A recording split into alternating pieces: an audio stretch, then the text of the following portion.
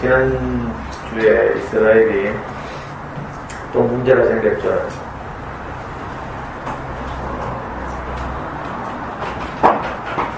물이 없어서 원망할 때는 하나님이 이제 그들을 긍휼히 여기시고 그들을 이제 생수를 공급하셨지만 생명의 핵심적인 문제가 아닌 다른 문제로 이스라엘이 또 불평과 원망을 하게 되니까 하나님이 그 독이 든 불뱀을 보내가지고 이스라엘 많은 사람들이 물려 죽게 했다. 이런 내용이었습니다. 무슨 말인가 하면 진짜로 하나님이 뭐 불뱀 보내가지고 이스라엘을 뭐 죽게 하겠어요. 그게 아니라 원망이 시작되면 그 끝은 사망이다. 이런 거죠. 근데 이스라엘은 자기들 안에서 일어나는 모든 일을 하나님이 하신 일이다. 이렇게 해석하는 거예요. 논리적으로 설득력이 없죠. 그렇게만 말하면. 지금 국무총리 후보자가 일제강점기 동안 우리가 일제하에 있었던 것은 하나님의 뜻이다. 이렇게 말해가지고 지금 국무총리 나가리 될 지경에 이르러 있어요. 이분이 아주 보수적인 그 기독교인인데, 그 신문사 논설 그 주관도 하고 뭐 해가지고 자기 소신이 아주 뚜렷한 보수 인사인데, 뿐만 아니라 뭐 미군이 우리 목사님 말하는 거 좀 비슷하더라. 국무총리 이야기하는 거 보니까 미군의 은혜를 절대로 잊어서는 안 된다 해서고 뭐 그러니까 그 야당의 기호에 절대로 맞을 리가 없죠. 그 이분의 칼럼 같은 걸 쭉 읽어보니까 전형적인 기독교인으로서 모든 일어나는 일을 하나님의 뜻이다 이렇게 생각하는 거예요. 자, 그 기독교인이 그렇게 생각하는 게 이해는 되지만, 그러나 그것이 이제 논리적으로 설득력을 가져야 이제 사람들 반발을 불러일으키지 않는데, 그 설득력이 떨어지고 그냥 주관적 그게 소신을 가지고 그렇게 말하니까 아주 문제가 되죠. 특히 일본 일제강점기, 옛날에 우리는 식민지 시대 이렇게 말했는데, 식민지 시대라는 말은 이제 그 점령한 사람들, 제국의 입장에서 식민지라고 하는 것이고, 이제 우리 역사인식이 발전해서 요즘 우리가 일제강점기 이렇게 말하죠. 일본 제국주의가 우리나라를 강제로 점령했던 시기다. 그래서 일제강점기 이렇게 되죠. 이스라엘도 마찬가지로 자기들이 일어난 모든 일은 이제 하나님과의 관계 하에서 일어난 일이다. 이렇게 이제 표현하고 싶은 거죠. 그래서 심지어는 이제 뱀에 물려서 죽게 된 사건도 하나님이 뱀을 보냈다. 이렇게까지 묘사하고 있어요. 그 배경은 이제 물리적인 것으로는 우리가 도저히 납득도 안 되고 이해도 안 되고, 그렇다면 하나님이 너무 잔인하잖아요. 지 내키면 뭐 부모도 자기를 잃을지라도 자기는 너희들을 잊지 않겠다 하고 뭐 이렇게 막 은혜를 베풀 때도 있지만, 또 어떤 때는 뭐 독병을 보내가지고 물려죽게 하는 건 이거 말이 안 되잖아요. 그러니까 이 성경이 말이 되게 하려면 어떻게 해야 되는가 하면 우리가 이걸 전부 인격적으로 물질적인 구약시대의 수많은 사건들을 신약시대로 넘어와서 인격적으로 다시 해석해야 하는 거죠. 그래야 이제 의미가 있는 겁니다. 그래서 우리 자매들에게 항상 강조하죠. 물리적이고 표면적인 사건들을 안에서 그 사건들을 통해서 뭘 한다고요? 인격적인 것들을 수확한다. 우리 인생을 살면서 하루를 살아도 많은 사건, 사고들이 지나가죠. 그것들을 통해서, 표면적으로 일어나는 건 뭐 애가 넘어져서 뭐 무릎이 깨지고 뭐 이런저런 일들이에요. 접촉사고 나고 뭐, 그래? 설거지 하다 그릇 깨고 뭐. 이런 일들인데, 이런 일들은 그냥 지나가는 표면적인 일들이고, 이 일들을 통해서 우리가 뭘 추수하는 거죠. 우리를 행복하게 할 무엇인가를 추수하는 거예요. 이렇게 봐야 이제 인생이, 삶이 의미가 있는 거죠. 이스라엘 역사도 마찬가지로 그 예수 안에 와서 인격적으로 다시 해석하니까 그렇게 되는 거죠. 우리가 불평과 원망이 생기면 우리 인생의 상태가 사망에 빠진다, 죽음에 이른다 이 말이죠. 그래서 그걸 해결하는 방법은 하나님이 다시 모세를 시켜서 그 구리로 만든 뱀을 한 마리 만들어가지고 장대에 높이 달고 그걸 쳐다본 즉 살 것이다 이렇게 말했어요. 이것도 좀 이상하잖아요. 아니, 독이 든 뱀에 물려가지고 사람들 막 죽는데 구리로 뱀을 하나 만들어 짱대 높이 탁 해놓고 그걸 쳐다보면 산다니까 이게 무슨 주술도 아니고 샤머니즘도 아니고 좀 이상하죠. 자, 이것도 그러니까 다시 해석되지 않으면 의미가 없는 거죠. 그래서 이거 유명한 사건이 됐죠. 자, 구리로 만든 뱀이니까 불뱀에 비해서 독이 없죠. 살아있고 막 이 사람을 무는 뱀은 진짜 독이 있잖아요. 근데 구리로 만들어서 임시로 만들어서 달았으니까 이건 뱀이 없는 독이잖아요. 그러니까 뱀이 없는 독이 없는 뱀을 쳐다본 적 살리라 이렇게 말씀. 쳐다본다는 말이 무슨 뜻이라 했죠? 받아들이다, 인식하다 이런 뜻이라고 했어요. 그래서 나중에 보니까 바울 같은 사람들에 의해서 이게 재해석된 거죠. 아, 십자가에 높이 못 박혀 매달린 예수. 자, 광야에서 구리로 만들어진 배, 높이 달린 배, 뭔가 연상하게 한다 했죠. 목사님 요즘 연상한다는 말을 써가지고 이제 저도 이 말 쓰려고. 그 기독교 안에서는 보통 예표한다, 상징된다 이렇게 표현했는데 연상한다는 말이 좀 더 현대적 어휘죠. 그러니까 뭐가 연상되잖아요. 그래서 우리가 십자가에 높이 매달린 예수를 바라보면 우리가 해독된다. 사망에서 해방된다 이런 뜻이죠. 그 전에 우리는 뭐 인생으로서 이것도 해야 되고 저것도 해야 되고 하는 많은 바쁜 일들이 있어요. 자, 근데 그게 바쁜 일들이 해결이 안 되고 하니까 항상 부족하고, 그죠? 아쉽고, 뭐 원망이 생기고, 이렇거든요. 다 내 목적이죠, 내 목적. 인생이 자기 목적을 세우고 살면 이상하게 그 목적이 실현되지 않을 뿐만 아니라 그것의 결과로 내가 사망의 상태에 빠지게 되는 거죠. 근데 그 장대에 높이 달린 구리뱀으로 연상된 십자가에 못 박힌 예수를 바라보면 거기서 뭘 발견할 수 있는가 하면 자기 목적이 없는 사람, 하나님의 목적만 있는 사람. 하나님의 목적은 뭐예요? 사람이 하나님을 나타내게 하는 거죠. 그 사람의 유일한 목적은 이거죠. 하나님을 나타내는 것. 자, 이거 하나님을 나타낸다니까 좀 추상적이라서 제가 좀 쉽게 표현하기를 항상, 그죠? 사람은 하나님을 나타낸다는 말은 하나님에게 있는 속성, 생명, 이걸 나타내는 것이거든요. 그러니까 하나님 안에 있는 여러 긍정적인 속성들, 우리 인생을 참 행복하게 하는, 예를 들면 사랑, 화평, 그죠? 기쁨, 뭐 이런 속성들 있잖아요. 이건 사람들을 행복하게 하는 속성들이죠. 그래서 하나님이라는 말을 우리가 쉽게 정의할 때 우리를 인생을 행복하게 하는 모든 것들의 근원, 모든 가치들의 근원, 이걸 하나님이 이렇게 표현합니다. 반대로 우리 인생을 불행하게 하는 모든 것들의 근원, 이걸 사탄이라고 하죠. 우리 뭘 표현하면서 산다고요? 사탄을 표현하는 것이 아니라 하나님을 표현하면서 산다고요. 그러니까 이걸 구체적으로 현실 안에서는 우리가 사랑을 표현하고 기쁨을 표현하고, 그죠? 격려하고 칭찬하고 뭐 이런 거 하는 거죠. 그게 하나님을 대신하는 거예요. 다른 게 아니고. 이걸 종교적으로 뭐 이해해서 막 성경을 막 줄줄줄 읊조린다든지 막, 그죠? 만나는 사람마다 막 전부 말씀을 한다든지 막, 이게 하나님을 표현하는 게 아니고요. 그죠? 성경을 뭐 맨날 밥 먹듯이 막 말하고 다녀도 그 안에 사랑이 없으면 아무 소용이 없고요.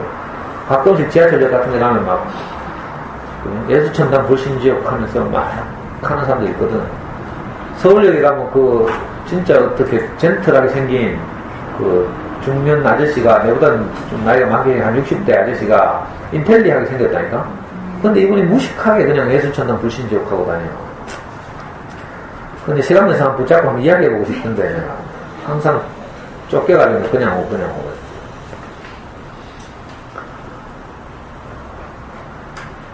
그러니까 사람은 하나님을 표현하고 사는 거죠. 그걸 가장 잘 절묘하게 제대로 해낸 사람이 십자가에 못 박힌 예수다 이 말이에요. 십자가에 딱 못 박혀 있으니까 저절로 하나님이 표현돼.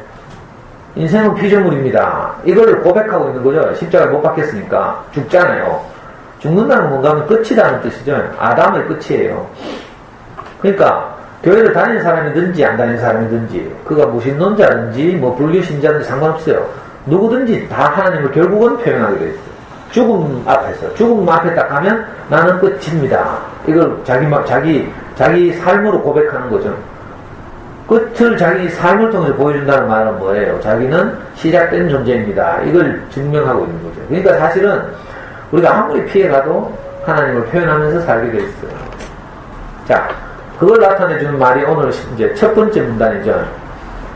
이스라엘이 여기에 진을 쳤고 저기에 진을 쳤고 하다가 결국은 어디에 이르는가 하면 15절 모든 골짜기 비탈은 아르고를 향하여 기울어지고 모압의 경계에 닿았도다 했더라. 결국은 이스라엘이 자 이집트를 탈출해 나와서 그 시나이 반도를 지나면서 어디를 향해서 가고 있어요? 목표가 어디예요? 가나안 땅이죠. 자, 가나안 땅까지 가는 과정에서 그죠? 많은 곳에서 진을 쳤어요. 그죠? 뭐 필요할 때마다. 그런데 몇 군데는 진을 쳤는가 하면 42군데. 42군데는 진을 쳐가지고 결국은 어디에 이르렀어요? 모압의 경계, 모압 평지에 닿은 거야. 아르골짜기에 도달했다 이런 뜻이죠. 자, 카메라로 이걸 좀 비춰봐. 우리의 수준을 높이기 위해서. 자, 저는 미연이가 코팅한 거 아무도 안 들고 다니겠지. 자, 여기 이집트고, 아프리카, 북동부 이집트고, 이쪽이 이제 아시아죠, 아시아. 자, 여긴 지중해예요, 지중해. 갈색이 바다인 건 알겠지, 이 지도에서. 이게 이제 아라비아 반도, 거대한 아라비아 반도고, 그 사이에 아프리카 대륙과 아라비아 반도 사이에 삼각형 모양의 이게 시나이 반도. 자, 이스라엘이 여기 살다가 홍해를 건너와가지고 내려와서 1년 만에 시내산에 도착했어요. 여기까지가 출애굽기라. 그죠? 그 다음에 여기서 또 말씀을 받죠. 그 말씀의 내용이 레위기예요. 그리고 민수기는 시내산에서 출발해서 이렇게 전진하는 거예요. 빨간 선을 따라서 목표는 어디예요? 여기 가나안 땅. 가나안 땅인데 이까지 처음에 바로 13일 만에 갔어. 여기서 바로 건너가면 되는데 정탐꾼들을 미리 보내봤는데 정탐꾼 12명이 가가지고 10명이 쫄아가지고 막 가나안 땅에 가니까 원주민들이 엄청 세고 막 우린 다 뒤지겠다 하고 막 그랬죠. 아직 준비가 안 됐다는 뜻이에요. 여호수아와 갈렙만 그래? 우리가 능히 이길 수 있다고 말하고. 그래서 여기서 하나님이 이제 아직 이스라엘 백성들이 가나안 땅에 들어가서 원주민들을 이기고 가나안 땅에 정착할 준비가 안 됐다고 판단해서 다시 말하면 우리가 아직 그죠? 행복과 평화를 누릴 준비가 안 됐다고 생각하면 어떤 일이 벌어져요? 또 과정을 거치게 되죠. 아, 돈이 우리 인생을 행복하게 하지 않구나. 명예가, 자존심이 우리 인생을 행복하게 하지 않구나. 아예 성적이 우리 인생 행복이 아니구나. 이걸 알 때까지 과정을 거치는 거죠. 이걸 빨리 인식하면 14일 만에도 들어갈 수 있다니까. 근데 아직 준비가 안 된 거야. 우리가 다 그랬죠. 그래도 공부는 잘해야지 뭐 이런 생각을 가지고 있으니까 우리가 새벽까지 고생하면서 여기 봐요. 여기까지 왔다가 뺑뺑뺑 도는 거죠. 뺑뺑뺑 돌아. 그래가지고 어느덧 지금 40년이 거의 다 지났어. 그래가지고 이쪽으로 가는 거죠. 원래는 여기 점선이 있는데 점선을 따라서 가려고 했는데 이스라엘의 형제인 에돔 족속이 가로막았죠. 이 점선으로 이렇게 가는 거예요. 그래서 다시 이리 와가지고 이리 빙 돌아서 모압까지 오는 거예요. 자, 모압에 오면 이제 가나안 땅이 바로 강 하나 건너면 돼요. 이게 이스라엘 중간을 가로지르는 강이에요. 좀 확대한 그림 보여드릴게요. 자, 이 지도인데 이게 지중해예요, 지중해. 요게 이제 그 이스라엘이죠. 가나안 땅인데 좀 확대한 그림이에요. 밑에 보면 시나이 반도가 있겠죠. 그 시나이 반도를 타고 이렇게 바로 이렇게 올라오면 돼. 그럼 여기 와서 바로 살 수 있는데 이 못 오고 이제 40년을 방황하고 어떻게 삥 돌아서 이쪽으로 이게 유명한 갈릴리 호수예요. 갈릴리 호수고 호수에서 이렇게 위에서부터 시작된 물이 이렇게 흐르는 거 이게 요단강이라 이렇게 흐르죠. 근데 이게 바로 못 올라오고 삥 돌아서 여기 온 거예요. 여기 지금 여기서 이제 이리 건너든지 강을 하나 건너면 이제 점령하는 거야. 원주민은 그대로 있고. 그러니까 어디까지 왔어요? 지금 모압 평지까지 왔다. 강 건너면 이제 가나안 땅이에요. 목표 바로 앞까지 왔다 이런 뜻이에요. 우리 뭣도 모르는 사이에 지금 모압 평지까지 온 거야. 강만 하나 건너면 돼요, 여러분들 이제. 대충 감이 잡혀요? 네. 자, 오늘 첫 번째 문단이 바로 그걸 노래하는 거예요. 모든 골짜기 비탈은 아르고를 향하여 기울어지고 모압의 경계에 닿았도다. 이 말은 자, 이스라엘이 지금까지 42곳을 진을 치면서 진친 곳마다 수많은 일들이 있었어요. 그렇죠? 뭐 엎어진 일, 죽은 일, 뭐 구더기가 파여가지고 사람들이 빠진 일, 뭐 원망하는 일, 불평하는 일, 그죠? 병균에 걸린 일, 뭐 수많은 일들이 있었어요. 물이 없어가 찌랄한 일, 뭐 예? 많은 일들이 있었는데, 근데 그 많은 일에도 불구하고 결국 어디를 향하고 있어요? 가나안 땅을 향하고 있는 거야. 이게 인생이라는 거죠. 자, 우리 안에서도 여러분들이 태어나서 어린 시절에 성장기를 거치고 또 청년기를 거치고 하면서 많은 일들이 있었어요. 또 결혼해서 아이를 낳고 육아를 하면서도 수많은 일들이 있었고, 자, 이런 일들이 다 어디를 향하고 있어요? 가나안 땅을 향하고 있죠. 자, 우리의 가나안 땅이 어디예요? 결국 그리스도와 교회예요. 예? 그러니까 그리스도를 향하고 있다 이런 뜻이에요. 땅을 향하고 있다는 말이에요. 땅은 그리스도죠, 그리스도. 자, 이스라엘에서 하면 땅이 절대적 문제예요. 지금까지도 그렇죠. 영토가 중요해요, 영토가. 고대사에서 땅이 있어야 농사를 짓고 안정된 주거 생활을 하고, 안 그러면 계속 유목 생활을 해야 되니까, 땅이 정말 그 구약시대 생존에 아주 필수적인 조건이죠. 마찬가지로 인격적으로 이걸 바꾸면 우리 인생이 참 행복을 누리면서 살려면 뭐가 있어야 한다? 그리스도가 있어야 하는 거예요. 땅이신 그리스도. 그러니까 우리 안에 있는 수많은 일들은 다 그리스도를 생산하기 위해서 있다. 땅이 왜 필요해요? 농사를 지어서 열매를 추수하기 위해서 있는 거잖아요. 그래야 먹고 사니까. 그래야 이제 유목하지 않고 이제 정착하며 살고 부유해지고 이렇게 되는 거라. 그러니까 결국은 가나안 땅에서 직접 농사를 지어서, 광야에서는 어땠어요? 하나님이 많은 은혜를 베풀어서 만나와 메추라기를 내려주고 이렇게 해서 먹고 살았어요. 그렇지만 이건 불안전한 거죠. 그러니까 우리가 은혜를 입고 사는 것은 감사하지만 불안전한 생활이에요. 그래서 하나님도 가나안 땅에 빨리 들어가서 농사를 지어서 너희들이 수확으로 내게 제사를 드리라 이렇게 요구하고 있는 거죠. 오늘 우리도 마찬가지로 우리 인생의 수많은 여정을 거치지만 이 여정을 통해서 우리가 내 인생을 행복하게 할 것을 추수하고, 이 추수한 것을 내놓음으로써 하나님을 만족해 하는 거죠. 자, 하나님을 만족해 한다는 말은 바로 내가 그만큼 하나님을 누리고 있다는 뜻이에요. 그러니까 뭐 하나님 만족해 하고 우리는 뭐하노 이렇게 생각하면 안 되고, 내가 상대를 기쁘게 한다는 말은요, 내가 그만큼 행복하다는 뜻이에요. 호시오치에서 제 강의 듣는 엄마들 중에 가끔씩 저한테 뭘 사오는 사람들이 있어요. 왜 사오겠어요? 내를 그냥 생짜르기로 기쁘게 하려고? 그게 아니라니까. 이미 뭘 들어가지고 자기가 기분이 좋으니까, 선생님이 좀 신뢰가 되고 하니까, 어떤 분은 아침마다 오면서 비터 500을 사오고, 어떤 분은 요즘 또 새로 나타난 신인은 아침마다 파이바게뜨 가가지고 딸기 스무디인가 뭐 이걸 사와. 그거 진짜 맛있더라고. 나 맨날 커피를 마시다가 이제 생과일 주스 이런 거 먹으니까 또, 그죠? 그러니까 그 표현을 왜 하겠어요? 이미 뭐가 누리는 게 있으니까 그 마음을 표현하는 거야. 자, 같은 원리로 우리가 하나님을 만족해 한다. 내 인생을 경작해서 거기서 수확한 것으로 하나님을 만족해 한다. 이 말은 내게 이미 무엇이 있다 이 말이죠. 하나님께 돌려드릴 만한 여유가 있다 이런 뜻이에요. 그러니까 일반적으로 하나님만 좋게 하는 게 아니고, 사실은 하나님을 통해서 우리가 뭘 누리기 때문에 자연스럽게 하나님에게도 만족이 돌아가는 거죠.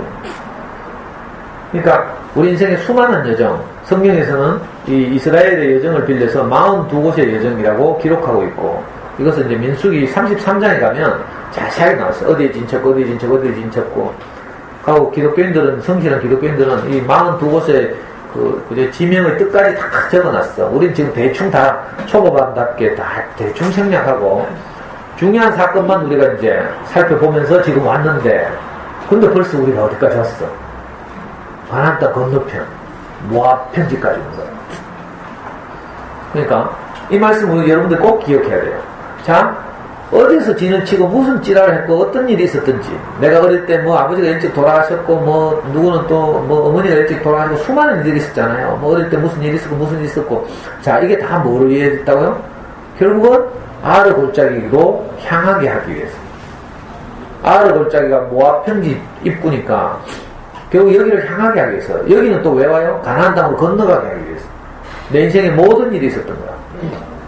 이걸 알면요, 정말 복되다니까. 아, 우리는 뭐 한 사건, 그죠? 한 사건에 주목해가지고, 나는 왜 이럴까, 왜 그런 일이 생겼을까, 막, 익하고 있죠. 근데 이 모든 일들이 다 어디를 향해 있어요?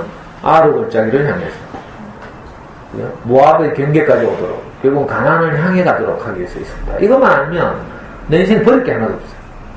지나온 모든 일들이, 결국 가나안 땅을 확보하기 위해서, 잃어버린 그리스도를 확보하기 위해서.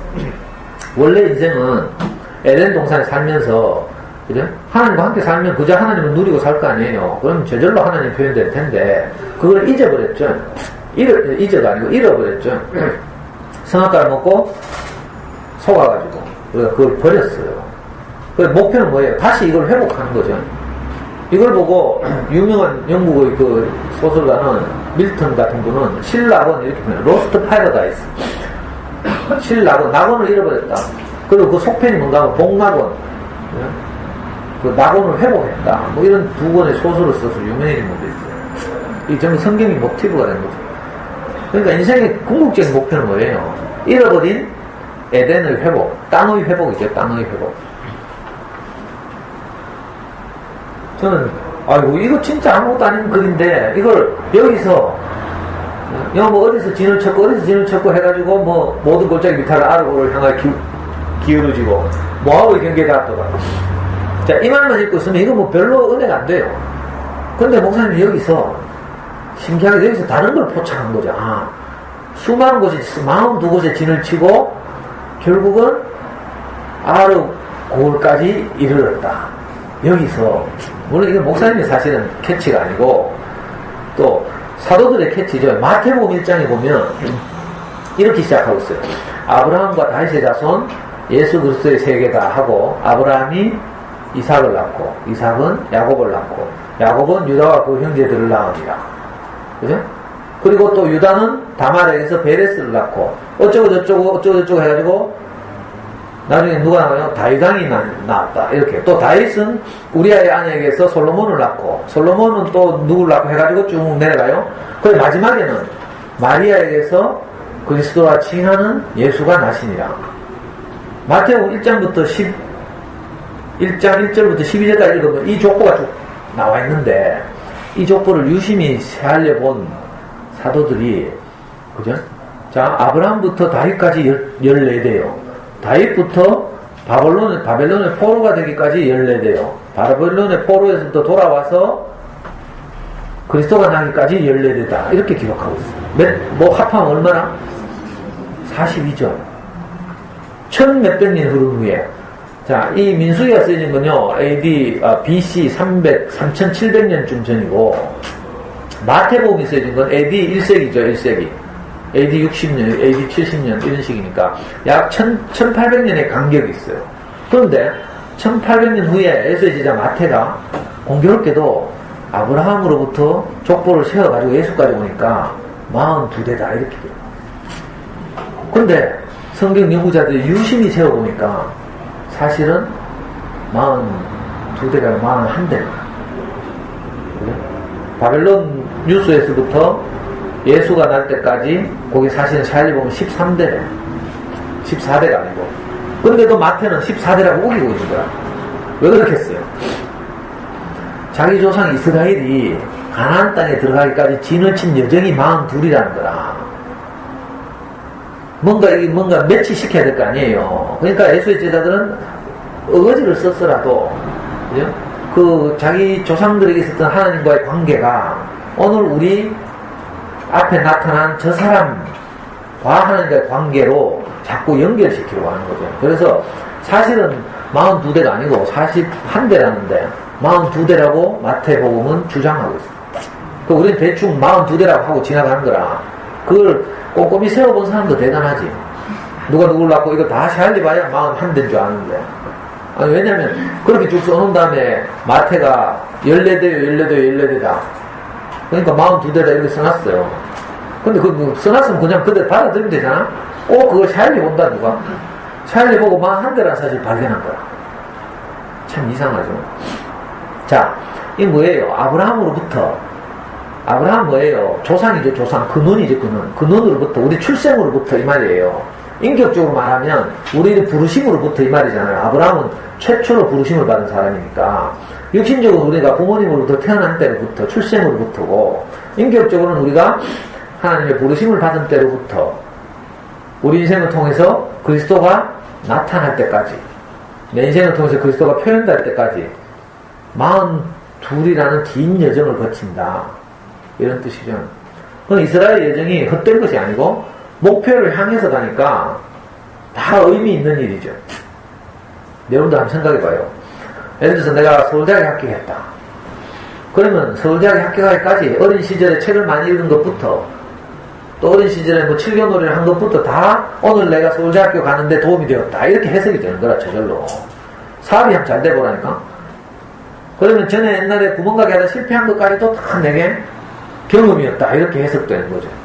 그런 실패를 경험으로 내가 오늘 내가 있었다. 이렇게 이야기가 되는 거예요.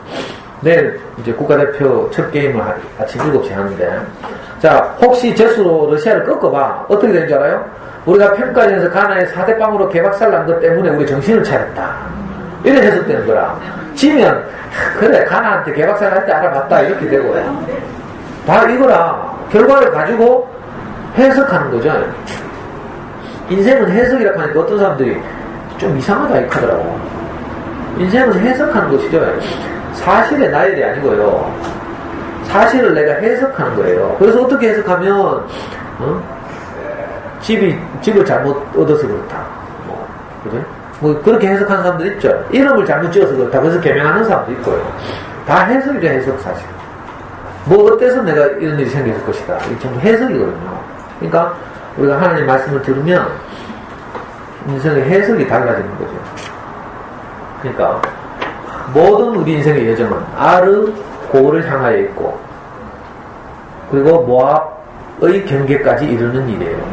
모압 지역은 바로 가나안의 강 건너편이니까. 이제 우리는 강 건너까지 와 있어. 오늘 드디어 이제 정신 차리고 강만 펼쳐 건너면 우리가 그 꿈에 그리던 가나안 땅, 그래서 수많은 사람들이 그 가고 싶어 했지만 못 갔던 그 땅을 우리가 드디어 들어가게 되는 거죠.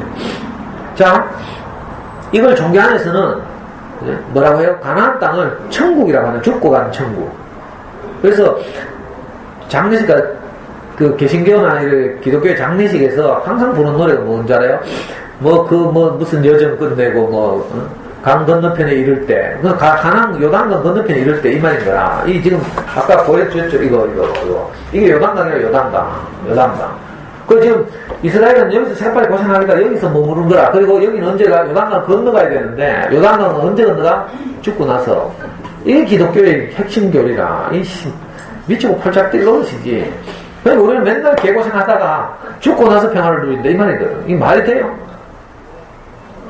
진짜 생각하면 생각해서 내 분하고 억울하네.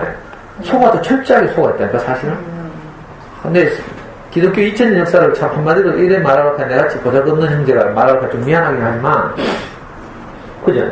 강만 건너면 근데 기독교에서 부르는 장례식 때 제일 많이 부르는 노래가 요단강 건너가 만나리 그날에 요단강 건너가 만나리 이렇게 한다니까? 돌아가신 분 앞에서. 그러니까 이제 돌아가신 분에 대한 아쉬움 때문에 이제 천국 가서 만나자 뭐 이런 이야기인데, 그래도 그렇지. 너무하죠. 죽고 나서 가는 곳이라고 생각하는 거야. 그게 아니에요. 물론 죽고 나서 가는 거지. 내 아담이 죽고 나서. 이거 미리 예습하면 요단강을 건너려면 어떻게 해야 되는지 알아요? 우리가 이스라엘이 역사 안에서 강을 2번 건너. 처음에는 이집트에서 탈출할 때 홍해를 한번 건너죠. 요 홍해라는 강. 이 강을 건널 때는 하나님이 갈라줘요. 모세를 지켜서 지팡이로 강물을 딱 때리면 강이 쫙 갈라지죠.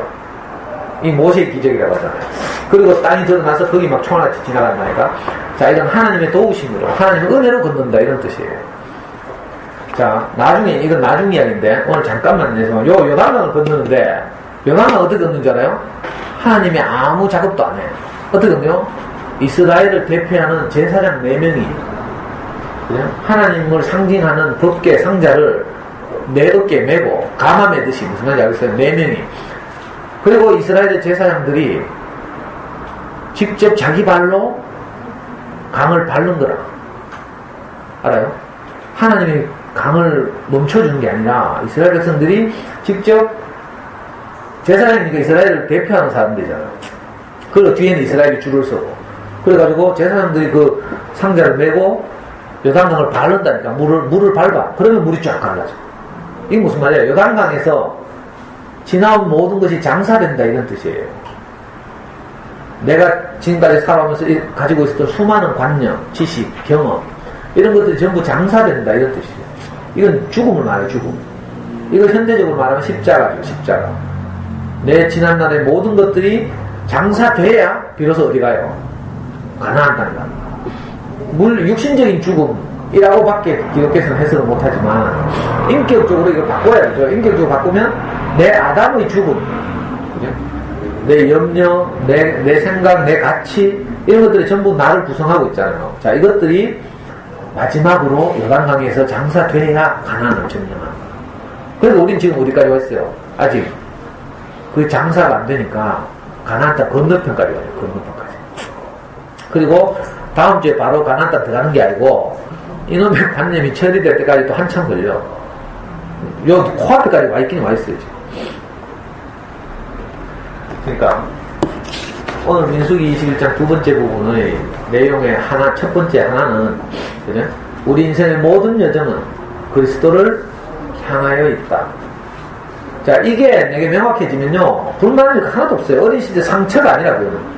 우리가 그리스도가 없으니까, 하나님 말씀이 없으니까 그건 재수 없는 일이고 상처고 절망이고 트라우마고 뭐 다 이런 거 있죠. 자, 우리가 하나님 말씀이 있는데도 그걸 보고 어린 시절 상처라고 뭐 개사코 뭐 이렇게 하면 그건요 뭐예요? 답보죠. 답보. 지지부진. 전진이 없는 거예요. 사실은 그렇지 않고 옛날에 우리 세상에 살 때는 그런 저런 일들이 불운이고 불행이고 재수 없는 일이고 이랬는데 우리가 하나님 말씀을 듣고 인생의 목표가 생기고 나서 보니까 그게 아닌 거예요. 그 모든 것은 그죠? 가나안 땅을 향해서 있다. 내 인생의 모든 일은 그리스도를 내가 만나기 위해서 있다. 그리스도를 생산하기 위해서 있다. 이걸 꼭 명심할 필요가 있어요. 그러면 내게서 일어난 모든 일이 사실은 이유 없는 일이 없어요. 내가 지금 모를지라도 내게서 왜 이런 일이 일어나는지 설령 지금은 모를지라도 그죠? 시간이 흐르면 알게 돼요. 저도 수많은 인생 일들이 있었는데 그 일들이 그때는 왜 일어나는지 몰라 사실. 당면할 때. 그래서 우리가 누가 필요해요? 먼저 아는 사람이 필요하죠. 그 먼저 아는 사람을 구약시대에서 뭐라고 불러요? 선지자. 먼저 아는 사람. 선지자. 하나님의 뜻을, 하나님의 경륜을, 하나님의 계획을 먼저 아는 사람이 필요하고 그 사람이 말해주는 걸 들어야 돼. 그래서 이스라엘은 항상 선지자들을 통해서 하나님의 메시지를 들었어요. 그러니까 내 생각이나 내 관념에 갇혀서 내게서 이런 사건을 아무리 쳐다봐봐야 이 해답이 없죠. 그래서 우리는 먼저 그 길을 간 사람들의 말을 경청하는 거죠. 그 살빠지게 말해주는데도 무시해보면 뭐 할 수 없고. 그죠? 그러니까 내 인생에서 일어나는 모든 일은 나를 행복하게 하기 위해서 있다. 이건 명확한 일이에요. 왜? 내 인생의 행복이, 내 인생의 목표가 행복이니까. 종교적으로 말하면 내 인생의 목표는 하나님을 표현하는 거잖아요. 그죠? 일반적인 정도로 말하면 내 인생의 목표는 행복하기 위해서 있는 거예요. 자존심을 지키기 위해서 있는 것도 아니고요. 자존심을 팔아서라도 행복할 수만 있다면 그 자존심을 버리면 되잖아요. 그죠? 그러니까 목표가 항상 가장 근본적인 목표가 우리는 인생의 행복이다. 자, 이걸 이제 교회 안의 용어로 말하면 하나님을 표현하는 것이다. 하나님을 표현하려고 하면 많은 사건이 있어야 돼요. 그래야 안 그래요? 내가 뭘 표현하려고 하면 많은 경험이 있어야 돼. 내가 그리스도를 표현하려고 하니까 내 인생이 기부했던 것이 너무 감사하더라고. 내가 강의를 나가봐요. 나는 뭐 아무 준비도 안 하고 나가잖아. 왜? 내게서 다 일어난 일들이니까 나온 대로 죽이면 돼. 얼마나 복된 거예요. 안 그러면 어디 지방교회 같은데 초청받아 가봐. 말씀 하나 하면요. 막 원고 준비해야 되고요. 목사님 말씀 막 프린트 해가지고 밑줄 치고 막 거기다 또 내 말 좀 집어넣어야 되죠. 왜? 목사님만 그대로 하면 형제들 지겨워하거든. 그 원고 준비하고 매일 한 시간씩 말하려고 해봐. 그것도 미주순회 가가지고요. 한 달씩 말씀하고 돌아다니면서 해봐. 이거 보통 일이 아니니까. 그걸 어떻게 원고 준비해가겠어? 그건 못한다니까. 그래서 목사님들 스트레스 많이 받잖아. 암 걸리고 이런다니까. 맨날 설교 준비해야 되거든. 실제도 없이 그것도. 근데 우리는 경험이 있고 실제가 있으니까. 그죠? 내 인생이 지나온 모든 날이 뭘 하는데, 하나님을 표현하는데, 다 복이 됩니다. 내 사랑하는 가족들을 행복하게 하는데, 내 경험들이 다 복이 돼요. 저는 심지어 당구장에서 개 맞듯이 맞은 일도 다 복이 됐잖아요. 옛날에 진짜 쪽팔렸다니까? 당구장에서 내 옛날에 자주 예를 들었죠. 말 한마디 잘못해가지고, 내 25살 때, 동네 당구장, 카톨릭 바로 길 건너편에 당구장인데, 당구로 갔는데, 그 당시에. 난 카운터 아가씨하고 그 노닥거리고 있었다니까. 카운터 아가씨 좀 이쁘게 생겼어. 그래, 그 당구 걸로 갔다니까. 카운터 아가씨가 노닥거리고 있는데, 내 친구 둘이 당구를 잘 쳐, 다. 3, 400씩 치는데, 우리끼리 맨날 치면 재미가 없잖아요. 친구들끼리 또 맨날 내기하고 있을 수도 없고, 당구장에 당구를 치면 항상 내기를 하거든. 하다못해 담배나 커피나. 마침, 어떤 아저씨 2명이 당구장에 올라왔어. 야구복을 입었더라고. 근데 그때 요즘 봤는데 그 안서방 생각이 나. 사회인 야구팀 선수들이야. 그때 한 30쯤 되는 사회인 야구팀 선수인데, 당구를 치러 둘이 올라왔는데, 자기들끼리 한두 게임 치더니 시시하고 재미가 없잖아. 그러니까 당구장에 원래 갬페이 치자고요. 복식. 그러니까 당구장님 다른 손님들하고 복식을 붙여달라고 우리 엄마들 잘 아는 용어로 하면 부킹을 시키는 거지. 뭐 갬페이 하니까 못 알아듣지. 부킹 하니까 금방 알아듣고 웃네. 그 부킹을 시키는 거지. 그 2대2로 이제 당구를 치는 거라. 내 친구 둘하고 당구를 치게 됐어. 근데 이 사람들은 아주 초보고 당구 80, 100 둘이. 내 친구들은 300, 400. 원래 1회 치면 안 되거든. 물론 치수 놓고 쳐도 아무리 해도 하우스는 보스를 못 이겨. 거의 못 이기거든. 그런데다가 내 친구들이 카운터에다가 고함을 지는 거라.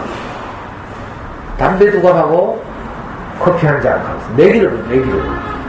그래가지고 그 순간 딱 내가 바로 한마디 했죠. 내 친구들한테. 이제 반은 너무하다 이 말이야. 왜 하우스들하고 그렇게 내기를 많이 거냐 이거지. 그래서 내가 한마디, 야 너가 그저 빨리 있나 이렇게 표현했어요. 근데 그 사회인 야구팀 선수 듣기에는 아주 기분 나쁜 말이야. 자존심이 확 상하는 말이지. 내 표현이 그렇게 경솔했다니까. 저 청년 시절에.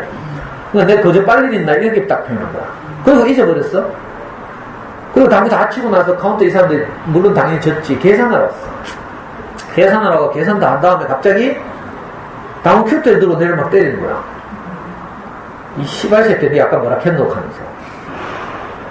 그래서 내가 갑자기 때리니까 당황도 되고 있잖아요. 카운터에 앉아있다가 이렇게 때리니까 막 맞아야지. 막 이래가 막. 그리고 내가 그때 스쳐 지나가는 생각이 정말 미안하더라고. 마땅히 기분 나쁠만 하겠다 싶고. 그리고 이 사람들이 막 그때 열받아가지고 진짜 공으로 당구공 그 도로 서 있잖아. 그걸로 내 머리 찍으려고 하고 있잖아. 근데 죽을 뻔했다. 정말 재수없는 일이죠. 경솔한 일이고. 근데 이게 내 일생의 경험이 됐어요. 목사님 만나고 나니까 이 생각이 나더라고. 그 전까지 난 몰랐지. 진짜 재수없는 일이고 지나가는 거라. 그런 일이 한둘이겠어요. 젊은 친구들이. 또 어릴 때도 있어. 내가 10대 때 중학교 못 다니고 이제 양아치처럼 살 때 친구들끼리 모여가지고 낚시를 하러 가게 됐는데, 저 원대동에 친구 집에 이제 낚싯대를 이제 가지러 간 거라. 그 동네에. 그 껄렁껄렁한 이제 우리 눈팬들이 그래 3명인가 같이 갔는데, 가다가 내 친구 하나가 담배를 피우고 담배꽁초를 툭 그냥 던졌어. 그 동네 길가에. 근데 그 담배꽁초가 지나가던 애 앞에 딱 떨어진 거야. 그 지나가던 애가 자기 앞에 담배꽁초를 딱 던지니까 한번 딱 째려보더니 쓱 가더라고. 가가지고 5분도 안 돼가지고 애들 막 10명을 데리고 와가지고 우리를 체포해라. 그 동네 양아치들 다 끌고 막, 너가 우리 앞에 담배를 던져? 하면 그걸 우리 골목에 끌려가지고 꿇어 앉아가지고 뒤지도 맞은 듯이. 이거 어릴 때 흔히 있는 일이에요. 보통 이렇게 좀 불량하게 노는 아이들 사이에서 흔히 있는 일인데. 그러니까, 근데 내가 목사님 만나고 나서 사람들을 축복하는 이런 이제 인생을 살다 보니까 내 부끄러운 일들이 다 살아나는 거예요. 그래서 내가 우리 명희한테 항상 한 말이에요. 내 지난날 이야기하면서. 어떤 경우에도 사람의 마음을 상하게 해서는 안 된다. 어떤 경우에도 적을 만들어서는 안 된다. 이 말을 늘 한다니까. 명희한테도 하죠. 우리 자매들 앞에서 늘 하잖아요. 그러니까, 그냥 개인적으로 생각하면 참 쪽팔리고 재수없는 일인데, 이걸 사람들에게 복을 주려고 하면 아주 내 인생에 큰 교훈이죠. 자, 내 인생에 부끄러운 있는 일이 없이 내가 명희한테 말하면 이게 잔소리가 돼. 그죠? 근데 아빠가 이렇게 실패했고, 그것 때문에 정말 쪽팔렸다. 자, 이런 고백을 하면서 명희한테 말하면, 이건요, 좀 다른 의미가 돼요. 이 그리스도가 공급되는 거라. 그리스도는 죽고 다시 난 것, 이걸 공급하는 거거든요. 이 죽음이 뭐예요? 내 아담의 죽음이잖아. 내 부끄러움을 내놓는 거죠. 모든 것을 다 까발릴 필요는 없지만, 사람을 살리는데 필요하다면, 때로는 내 인생의 창고에서 애것이라도 꺼낼 수 있는 거죠. 천국은 마치 곳간에서 애것과 새 것을 자유롭게 꺼내는 창고지기와 같다. 이런 말이 있어요. 마태복음 13장에 보면. 그러니까 내 인생에서 긍정적인 것만 내가 꺼내서 사람을 살리는 게 아니고요. 내 인생에 부정적인 것들, 부끄러운 것들을 꺼내서 오히려 사람들에게 그리스도를 공급하기도 한다. 그러니까 버릴 게 하나도 없죠.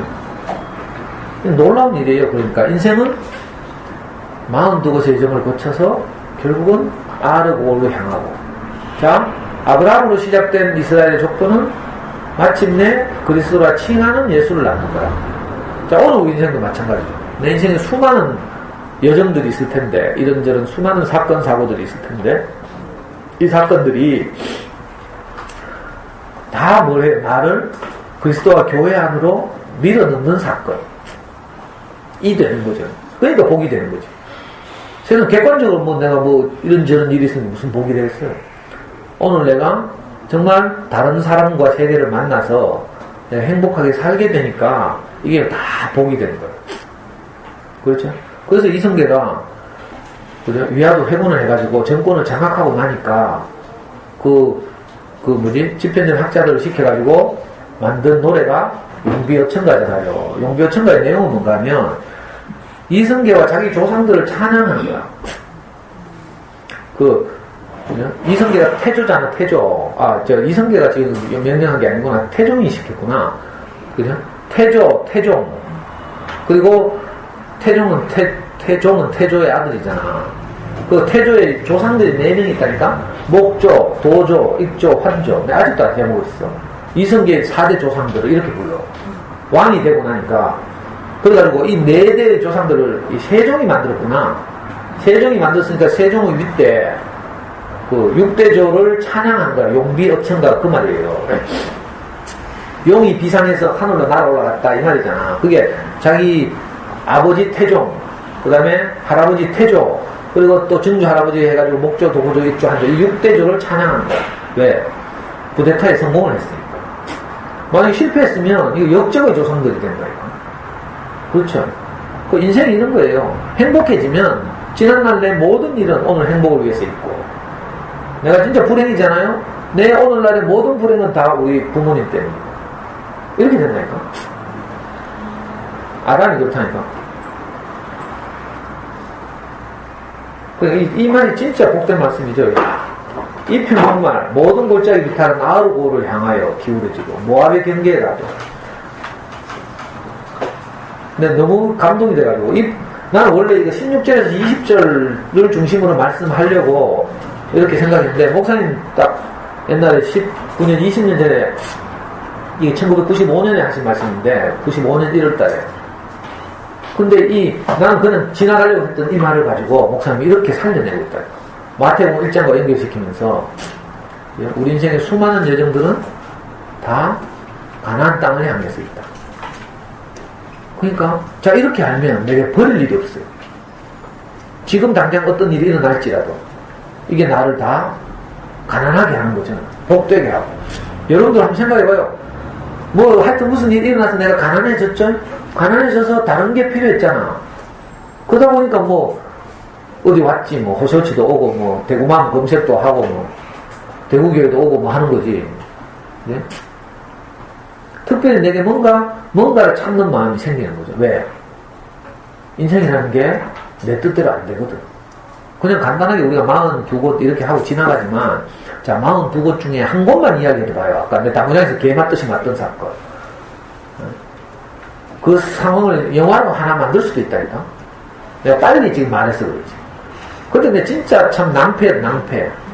모멸감에다가 또 부끄럽고 미안하고 그 당구장 아가씨한테 얼마나 쪽팔리는. 그래, 그 다음에 당구장에 다시는 그 당구장 못 가잖아. 당구장 옮겼다니까. 그 아가씨 마음에 들어갔는데 일부러 그 당구장 자주 갔고, 거기 내 친구들 불렀다니까. 근데 그런 개 같은 사건이 일어났으니까 얼마나 재수없겠어요. 소설책 제목 중에 그런 개 같은 내 인생. 성성재 소설인가? 개 같은 오후 뭐 이런 제목도 있고. 진짜 안 풀리면 개 같은 내 인생 이런 된다니까. 저 어린 시절은 그랬어요. 진짜 개 같은 내 인생 이랬다니까. 근데 이런 여정들이 42개나 있다고 생각해봐. 이건 그라고 단편적인 사건이지. 그죠? 42곳의 여정 중에는 우리 마누라가 애 버리고 도망간 사건도 있고. 어제 사랑방에도 보니까 또 누가 그 언급해놨더라. 오늘 새벽 3시인가 내 자기 전에 사랑방 한번 보고 연발 좀 받아라 자야 오늘 말씀을 잘할 텐데 하고 우리 교회 게시판에 딱 들어갔더니 그죠?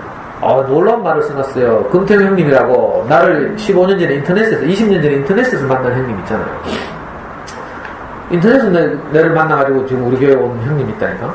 그것도 수많은 여정을 거쳤죠. 그 당시에 하이텔에서 유명한 분이었어요. 하이텔에서 자기 그 대화명을 뭐라고 쓰는 금통령이라고 썼어. 금시거든. 그리고 그 하이텔에 유명한 농객들 모이는 그 카페가 동아리가 있었는데 거기서 그러니까 우리나라 인터넷 세계에서 가장 똑똑한 사람들이 모였어요. 요즘으로 말하면 다음 아고라 같은 곳인데 그 하이텔에 그 플라자라는 곳이 있어요. 광장. 거기서 똑똑한 사람들 우리나라가 잘 되게 하려면 어떻게 해야 된다 하고 막 정책 발표하고 막 대부분 실업자인데 막 그러면서 이제 자기 만족하는지 이제 그 옛날에 왜 누구야 그 주식으로 유명한 그 투자 기법 같은 거 쓰던 유명한 애 있었잖아요. 나중에 알고 보니까 전문대 나오네. 그래가 사회적으로 문제가 되는데 생각이 안 나네. 그런 것처럼 그 금태형 형님이 그 하이텔에서 그거 했다니까. 맨날 그 우리나라를 잘 되게 하려면 어떤 정책을 해야 되고 뭐 이런 거 발표하고 있잖아요. 젊은 똑똑한 운동권 애들하고 막 올려가지고 그거 하다가 내 만났잖아. 그래 왔거든. 그리고 어제 사람방에다 그걸 써놨대. 민철이한테. 우리 교회 가면 민철이라고 있어요. 이제 39대 청년인데 노총각인데 교회에서 맨날 웃으면서 돌아다니는 애 하나 있지. 그 정신연령은 4세 미만. 나이는 39. 이 민철이의 이제 엄마가 순내 누나인데 순내 누나가 이제 애가 항상 이제 막 엄마를 때리고 막 이러니까 속상하면 엄마 때리고 막 얘는 스트레스 받으면 구토하고 이런다 하대. 상처를 받거나 막. 그래서 건드리면 안 돼. 교회에서 막 찬양하거나 이러면 막 앞에 나와가지고 막 찬양하는 사람은 막 쳐다보고 민망하게 막 하고 가고 막 처음 온 사람들 당황하고 이렇잖아. 그래 순내 누나가 이게 민철이 인생이 너무 불쌍하고 안타까워가지고 목사님한테 가서 그렇게 물었다 하잖아요. 목사님 우리 민철이 왜 이렇게 태어났어요? 하면서 물었대. 그랬더니 목사님 하시는 말씀이 민철이가 어땠어? 하면서 민철이는 완전하다. 아무 문제가 없다. 민철이를 불쌍하다 보는 사람들의 시각이 잘못된 것이다. 이렇게 말했어요. 근데 그 당시에 순례는 이 말이 자기한테 접수가 안 됐는데 시간이 점점 흐르면서 보니까 요즘 와서 순례는 그게 점점 알아진대. 민철이 아무 문제가 없구나. 민철이뿐만 아니라 우리도 그렇죠. 어차피 인생은 제한을 받고 사는 거죠. 민철이도 자기에게 온 제한을 받고 있는 것이고 원든지 원치 않든지 우리도 내 인생에 오는 제한을 원든지 원치 않든지 받아들이고 있는 거예요. 우리 애들이 아프다. 내가 뭐 원하는 거예요? 아니죠. 그렇지만 아프면 어떻게 해요? 아픈 걸 인정해야 되지. 자, 이런 식이에요. 인생은, 민철이는 우리가 똑같아, 사실. 그러니까 목사님이 이렇게 말하는 거야. 민철이는 아무 문제도 없다. 그걸 불쌍하다 보는 사람들의 시각이 잘못된 것이다. 이렇게 말이죠. 금태형님 이 글을 쓰면서, 야, 이건 사람으로서 할 수 없는 말이다. 하면서 한 말이, 상도가 마누라가 도망가고 이럴 때 목사님이 상도가 어쩔 수 없어 그랬지 한 말은, 그래도 사람으로서는 할 수 있는 말인데, 민철이한테 아무 문제가 없다고 한 말은 이건 사람으로서 할 수 없는 말이다. 이렇게 이제 그 민철이한테 한 말을 강조하기 위해서 이제 말을 교보제로 쓴 거예요. 내가 생각하기에는 상도가 어쩔 수 없이 그렇게 살았다. 이것도 사실 사람이 할 수 없는 말이에요. 그 당시에 내를 몰라서 하는 말이에요. 내가 산꼬라지를 알면 우리 와이프가 말했잖아요. 그 인간은 하나님 와서 보존해도 안 됩니다. 그러니까 그 민철이를 강조하기 위해서 그 말을 한 거죠. 근데 신기하잖아요. 모든 것이 그리스도를 위해서 있으니까 그 관점에서 보면 민철이는 아무 문제가 없어요. 내 목적을 실현하려고 하면 내게서 일어나는 일들이 다 부족이고 불안전하고 원망이 오해져요. 어떤 젊은 엄마들 보니까 애들 공부를 잘 시키려고 하니까 자기가 공부 못한 것이 막 한이 되는 거야. 애들 직접 공부 가르치려고 해봐요. 여기 우리 공부 잘한 자매들도 있겠지만 공부 못한 자매들도 있죠. 공부 못한 엄마가 애한테 수학 가르치려고 해봐. 진짜 답답하다니까. 친절하게 한 방에 알아듣게 설명하고 싶은데 이게 실력이 딸리거든. 실력이 딸리니까 결국 뭐가 나와요? 고아가 나와, 고아. 부모가 왜 고아면 되는지 알아? 자식을 잘 지도하고 싶은데 안 되니까 답답해서 고아가 나온 거야. 그러니까 그게 목표가 되면 당장 내 학벌 딸린 게 원망이 돼요. 재수 없는 일이 되고. 그죠? 내 머리 나쁜 것도 문제가 돼요. 그러니까 머리 좋으면 문제가 안 될 것 같아? 내처럼, 이거 좀 미안한데. 내 머리 좋다고 가정하고. 자, 머리가 좋아도 원망이 돼요. 왜? 이래 머리 좋은데 학교를 못 다녔으니까. 내가 항상 그게 원망이 됐다니까. 내 중학교만 보내줘 보지 내가 나았을 텐데. 뭐 이런 거 있잖아. 우리는 한번 책 보면 다 외웠는데. 뭐 이런 거 있죠. 좀 과장해서 말하면. 주의 깊게 담지 말고. 그러니까 머리 좋아도 안 되고 머리 나빠도 안 되는 거야. 목표가 이미 삐끗 왜곡되어 있으니까. 자기를 실현하려고 하면 모든 게 부족하죠. 그죠? 근데 내가 하나님을 표현하려고 하면, 그죠? 행복하게 살려고 하면 내가 부족함이 하나도 없어요. 부족하다고 하는 것은 속은 거. 내가 늘 오늘 하루 살면서도 얼마든지 감사, 행복 이걸 건져 올려서, 그죠? 그걸 표현하면서 살 수 있죠. 그러니까 우리 인생은 결국은 그리스도를 향해서 있다. 그죠? 가나안 땅은 그리스도다. 이스라엘이 많은 여정을 거치면서 많은 일들이 있었지만 이것들은 다 결국은 가나안 땅을 향해서 가는 여정이었다. 그죠? 이렇게 알아지니까 너무 복이 되고 감사하잖아요. 결국은 그리스도가 생산되고 표현되는 곳이, 그래? 그런 사람들이 함께 사는 사회를 보고 우리가 교회라고 부르니까 우리는 가나안 땅으로 상징된, 가나안 땅으로 연상되는, 그래? 그리스도와 교회를 향해서 우리 인생이 놓여져 있죠. 우리가 행복을 향해서 우리 인생이 놓여져 있어요. 이걸 추수하면서 살면 내 인생의 지난 날들이 다 의미가 있죠. 자, 여러분들은 이제 내 인생의 42 여정들을 한번 생각해 보는 거야. 꼭 42개 끼 맞추려고 하지 말고, 이것도 그냥 생각나는 게 아니라 말씀이 들릴수록 자꾸 생각이 나. 나는 지난 날들이요, 자꾸 생각나. 잊혀져 있던 것들이 말씀을 들으면서 더 살아나. 기억이 새로워지고 사장되어 있는 거죠, 이게. 유골들 묻혀있는 경주 가면 그런 거 많잖아요. 근데 발굴하죠. 자, 우리가 하나님 말씀이 들어오면, 그리스도가 내 인생 안에 들어오면 이게 내 인생의 지난 날들이 하나하나 발굴된다니까. 옛날에는 내 잘한 것밖에 기억이 안 나고, 그죠? 이랬는데, 말씀을 자꾸 듣다 보면 옛날에 내 과오도 생각나고, 내가 그때 그렇게 했지, 실수도 생각나고, 그래가지고 42곳의 여정이 다 복원된다니까. 그러면 가나안 땅 들어가는 거지. 42곳 생각 안 나면 할 수 없고, 꼭 또 숫자적 42곳 이렇게 생각하지 말고, 지난날에 내 모든 인생이 그냥 하나님을 표현하려고 하면, 다른 사람들을 살리려고 하면 다 복이 되는구나. 이걸 꼭 기억하고, 지난 날들에 대해서 그러니까 이제 완전히 이거 세례를 받아야 돼요. 지난 날의 내 생각, 지난 날에 대한 내 생각, 지난 날의 내 경험, 기억에 대한 내 생각, 이런 것들을 다 내려놓고 하나님의 계획 안에서 이 지난 날들을 바라보는 거예요. 그러면 그리스도를 낳기 위해서 수많은 일들이 있었거든요. 장자가 바뀌기도 하고, 그죠? 남의 여자를, 다윗 같은 위대한 왕은 남의 여자를 덮쳐가지고, 그죠? 장군 우리아의 아내라고 하죠. 밧세바라고 하는데 마태복음에서는 밧세바를 강조하지 않고 우리아의 아내에게서 이렇게 말하고 있다. 우리아의 아내를 그죠? 범하게 해서까지 그리스도를 낳게 하는 하나님, 이 말이죠. 그러니까 우리의 어떤 그죠? 역경과 고난을 통해서라도 우리를 복되게 하려는 하나님, 이 하나님이 우리 인생을 인도하고 있다. 이렇게 알면 우리가 다 복이 되죠. 여러분들이 지난날의 모든 인생이 이 안에서 발견되기를 바라고, 또 지금 미처 다 내게서 알아지지 않는다 하더라도 시간이 흐르고 하나님 말씀 내게 더 깊이 들어오면 이런 일들이 다 복이 되는, 우리가 말씀 앞에 놓여 있습니다. 이게 너무 감사한 일이고요. 이거 버리지 말고 뒷부분은 다음 주에 하겠습니다. 다음 주가 더 진짜 핵심 좋은 내용인데, 부엘에 있다. 이거 다음 주고요. 오늘은 모든 골짜기 비탈은 아르고를 향하여 기울어지고 아르고를 향하다.